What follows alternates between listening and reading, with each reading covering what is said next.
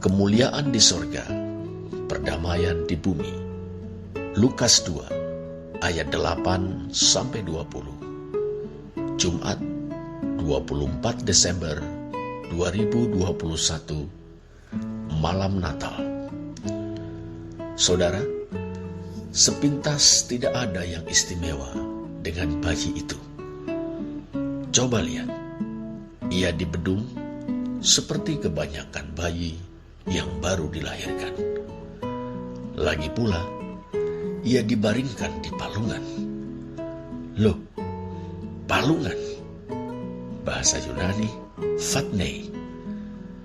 Palungan itu kan tempat pakan ternak.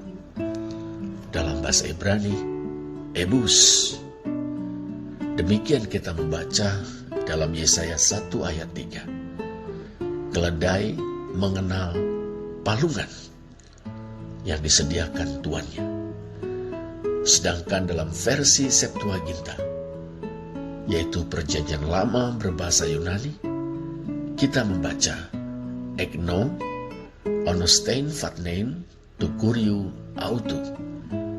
Keledai mengenali palungan tuannya. Kita tahu ceritanya, saudara. Suami istri Yusuf dan Maria menempuh perjalanan dari Nazaret, tempat mereka tinggal, ke Bethlehem, kampung halaman mereka. Tujuan mengikuti sensus kependudukan yang diwajibkan pemerintah Romawi. Saat itu Maria sedang hamil 2. Setiba di Bethlehem, semua rumah penginapan terisi penuh, sebab semua orang yang bercikal bakal Bethlehem mudik untuk disensus. Walhasil, tidak ada tempat bagi mereka di rumah penginapan. Dalam bahasa Yunani, uk en autois topos ento katalumati. Lukas 2 ayat 7. Kata kataluma yang diterjemahkan oleh Terjemahan Baru Lembaga Alkitab Indonesia, rumah penginapan, bisa juga diterjemahkan ruang tamu. Artinya, ruang yang bisa disewakan kepada tamu. Dalam pada itu, kata fatnei bisa juga diterjemahkan kandang. Dalam bahasa Ibrani, refet. Demikian kita membaca Habakuk 3 ayat 17. Dan tidak ada lembu sapi dalam kandang. Dalam versi Septuaginta kita membaca huparhusin boes epi fatnais.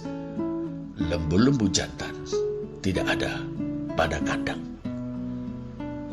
Kemungkinan hanya kandang hewan ternaklah yang tersisa bagi Yusuf dan Maria. Di sana terdapat palungan atau tempat pakan ternak yang kemudian menjadi tempat bagi sang bayi yang baru saja dilahirkan Maria. Bayi yang kelihatan biasa-biasa saja, tapi bagi para gembala yang datang menjumpai mereka, bayi itu sama sekali bukan bayi biasa. Bagi mereka, bayi itu adalah juru selamat, Kristus, Tuhan. Loh, kok bisa? Begini, malam itu, beberapa saat sebelumnya, malaikat Tuhan mendekati atau mendatangi para gembala yang sedang menjaga kawanan domba mereka di padang. Sang malaikat memberitakan kabar baik, euangelisomai, kepada mereka. Kabar baik? Iya, kabar baik tentang sukacita besar bagi seluruh bangsa. Kata bangsa yang dimaksud adalah umat atau umat Allah, Laos dalam bahasa Yunani. Para gembala itu tercakup di dalamnya. Kabar baik itu hari ini telah lahir bagimu juru selamat, yaitu Kristus Tuhan di kota Daud. Bahasa Yunani, etechteumin semer, soter hos estin Christos Kurios en pole David. Yang bisa kita terjemahkan pula, hari ini telah lahir bagi kamu Juru Selamat, yang adalah Kristus, Tuhan di kota Daud. Lukas 2 ayat 11. Juru Selamat, Kristus, Tuhan. Apa dan siapa dia?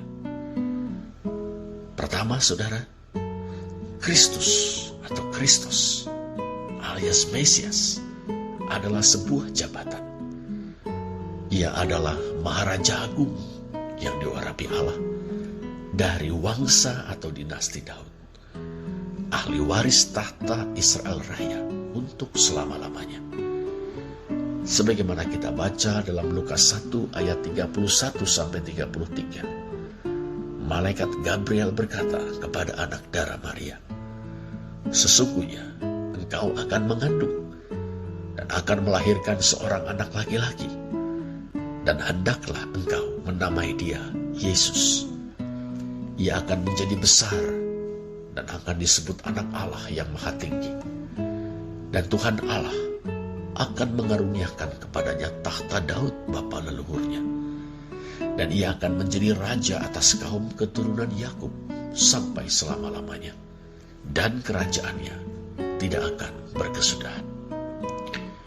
Kedua, saudara, Juru Selamat atau penyelamat, soter dalam bahasa Yunani, itu adalah tugas, peran, atau karya Kristus alias Mesias. Ia akan membebaskan umat Allah, yakni wong cilik, kaum miskin, mereka yang terhisap, tertindas, dan terpinggirkan. Dalam kidung anak darah Maria atau Magnificat, khususnya dalam Lukas 1 ayat 51-55, kita membaca, ia memperlihatkan kuasanya dengan perbuatan tangannya dan mencerai-beraikan orang-orang yang congkak hatinya. Ia menurunkan orang-orang yang berkuasa dari tahtanya dan meninggikan orang-orang yang rendah. Ia melimpahkan segala yang baik kepada orang yang lapar dan menyuruh orang yang kaya pergi dengan tangan hampa. Ia menolong Israel hambanya karena mengingat rahmatnya, seperti yang dijanjikannya kepada nenek moyang kita, kepada Abraham dan keturunannya untuk selama-lamanya. Dalam nyanyian pujian Zakaria atau Benediktus, khususnya dalam Lukas 1 ayat 71-75, kita membaca, untuk melepaskan kita dari musuh-musuh kita dan dari tangan semua orang yang membenci kita, untuk menunjukkan rahmatnya kepada nenek moyang kita dan mengingat akan perjanjiannya yang kudus, yaitu sumpah yang diucapkannya kepada Abraham bapa leluhur kita, bahwa ia mengaruniai kita supaya kita terlepas dari tangan musuh dapat beribadah kepadanya tanpa takut dalam kekudusan dan kebenaran di hadapannya seumur hidup kita. Sedangkan dalam kidung Eyang Simeon atau Nunc Dimittis, Lukas 2 ayat 29-32, kita membaca, "Sekarang Tuhan, biarkanlah hamba-Mu ini pergi dalam damai sejahtera sesuai dengan firman. Sebab mataku telah melihat keselamatan yang daripada-Mu, yang telah Engkau sediakan di hadapan segala bangsa, yaitu terang yang menjadi pernyataan bagi bangsa-bangsa lain, dan menjadi kemuliaan bagi umat-Mu Israel." Sedangkan dalam perkataan Nabi Yesaya dari Yerusalem, dalam Yesaya 11 ayat 4, ia akan menghakimi orang-orang lemah dengan keadilan dan akan menjatuhkan keputusan terhadap orang-orang yang tertindas di negeri dengan kejujuran. Ia akan menghajar bumi dengan perkataannya seperti dengan tongkat, dan dengan nafas mulutnya ia akan membunuh orang fasik. Itulah tugas penyelamatan atau pemberdekaan yang akan dilaksanakan oleh Kristus atau Sang Mesias itu. Ketiga, saudara, Tuhan atau Kurios adalah sebutan hormat untuk menyapa atau memanggil Sang Mesias atau Kristus. Dalam bahasa Jawa, Gusti. Dalam bahasa Inggris, Lord. Sebagaimana dikatakan dalam Mazmur 110 ayat 1. Demikianlah firman Tuhan kepada Tuanku. Dalam teks Ibrani kita membaca, Na'um Yahweh Ladoni. Na'um Yahweh Ladoni. Yang boleh kita terjemahkan deklarasi atau pernyataan Yahweh kepada Tuanku. Dalam Septuaginta kita membaca, Epen ho kurios to kuriomu. Epen ho kurios to kuriomu. Tuhan telah berfirman kepada Tuanku. Tuanku yang dimaksud adalah Mesias atau Kristus. Lantas, di manakah juru selamat yang adalah Kristus Tuhan itu dilahirkan? Di kota Daud, kata malaikat, Enpole David, dalam bahasa Yunani. Bila kita membaca 1 Raja-Raja 8 ayat 1 dan 1 Tawarik 11 ayat 5, kita mendapati bahwa yang dimaksud dengan kota Daud atau Ir David adalah Yerusalem, kota berbenteng di mana istana Daud berada. Demikian pula raja-raja keturunannya dari Salomo sampai Zedekia.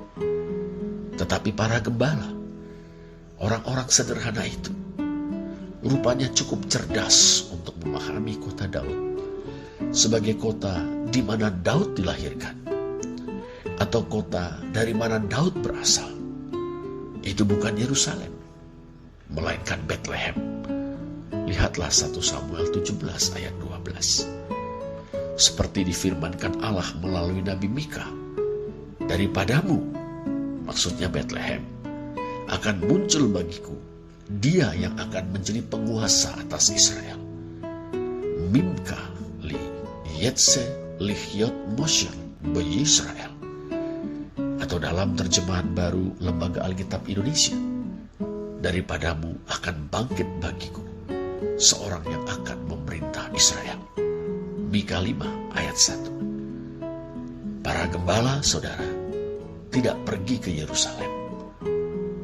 Berbeda dengan para Majusi dalam Matius 2 ayat 1. Sebaliknya, para gembala itu pergi ke Bethlehem. Suatu indikasi bahwa wong cilik memiliki kepekaan untuk membaca pesan Tuhan yang telah memilih untuk mendahulukan kaum miskin dan tertindas. Dalam kenyataannya, mereka mengenali sang bayi yang kelihatan biasa-biasa saja itu, bayi Yesus sebagai juru selamat, yaitu Kristus Tuhan. Dalam pada itu, saudara, sudah sepatutnya kelahiran juru selamat, yaitu Kristus Tuhan, disambut dengan sukacita oleh segenap umat Allah, yakni mereka yang miskin, terhisap, tertindas, dan terpinggirkan, wong cilik. Sebab Mesias datang untuk maksud penyelamatan atau pemerdekaan. Hal ini dicontohkan oleh sejumlah besar bala tentara surga. Mereka mengumandangkan sebuah doksologia atau kidung pujian, kemuliaan bagi Allah di tempat yang maha tinggi. Doxa en hupsistois theo, kemuliaan di tempat maha tinggi bagi Allah. Boleh kita terjemahkan demikian. Sangat menarik. Ternyata doksologia itu disusul oleh berkat dan damai sejahtera di bumi di antara manusia yang berkenan kepadanya. Teks Yunani, kai epigeis eirene en anthropois eudokias, yang boleh kita terjemahkan, di muka bumi, perdamaian di antara manusia-manusia yang berkehendak baik. Saudara, doksologia dan berkat itu menghubungkan sorga yang diistilahkan dengan tempat yang maha tinggi dan bumi. Kita tahu, saudara, sorga merujuk pada tahta Allah, langit yang mengatasi segala langit.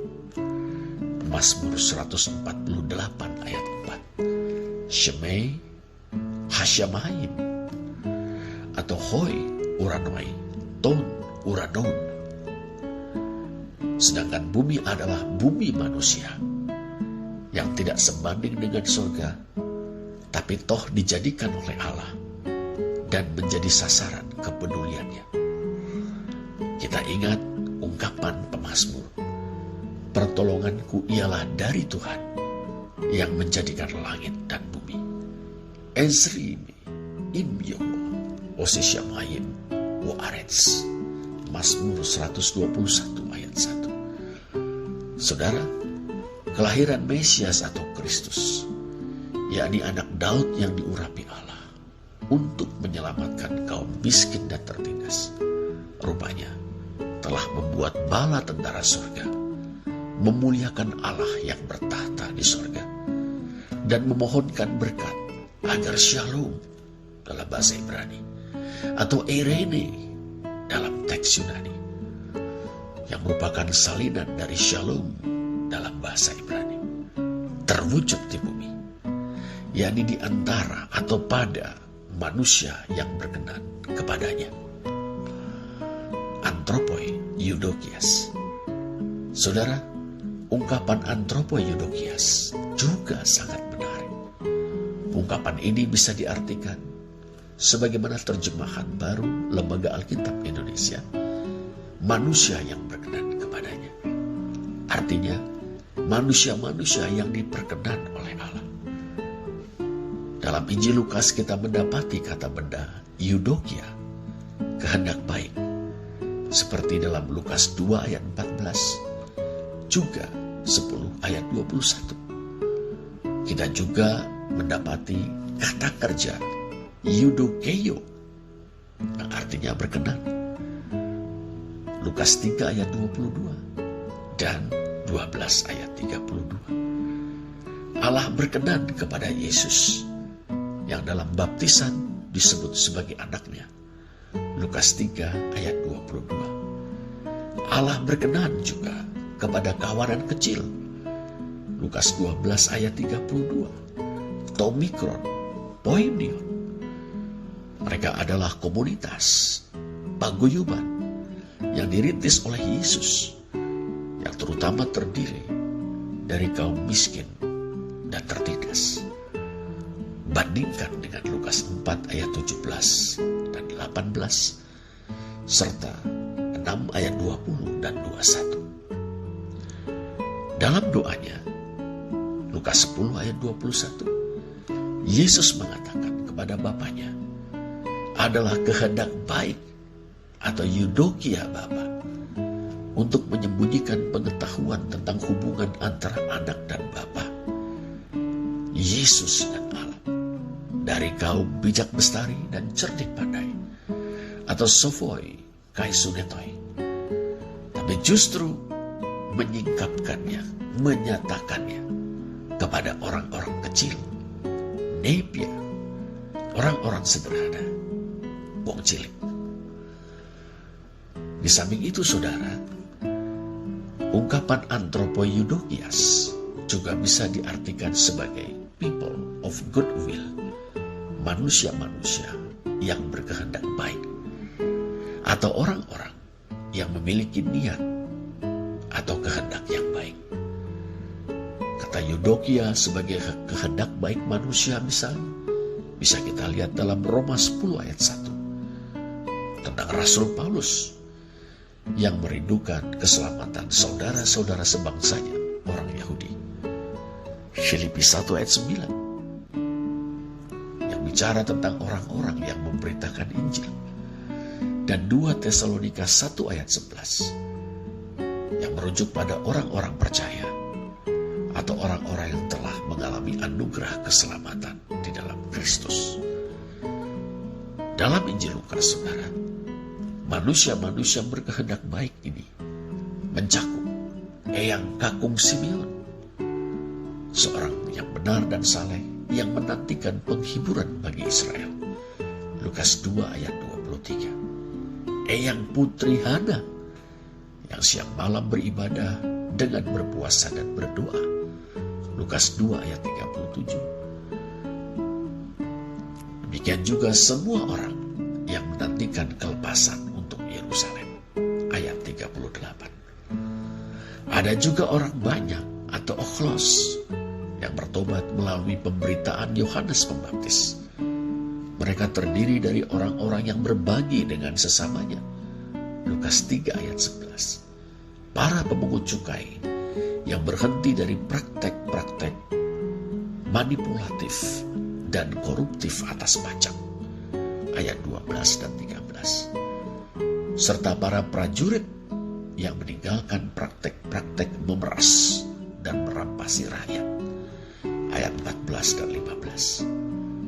Bersama-sama dengan mereka yang tergolong atau terbilang di dalam manusia-manusia yang berkehendak baik adalah kaum perempuan yang melayani Yesus dan murid-muridnya dengan kekayaan mereka. Lukas 8 ayat 1-3. Juga Zakius yang melayani orang miskin dengan setengah dari kekayaannya dan mengembalikan sebanyak 4 kali lipat kepada orang-orang yang pernah diperasnya. Lukas 19 ayat 8. Para gembala, orang-orang rendahan yang dikenal kasar, urakan, dan sering dicurigai suka mencuri, juga terbilang di antara kaum manusia-manusia yang berkehendak baik. Begitu juga gadis miskin Maria yang meski gentar namun tetap bersedia menjadi ibu Sang Juru Selamat. Lukas 1 ayat 38. Dan jangan lupakan Yusuf tunangan Maria, Terah Kusuma Rembesing Madu, yang miskin namun mau memikul beban bersama dengannya demi kelahiran Sang Juru Selamat.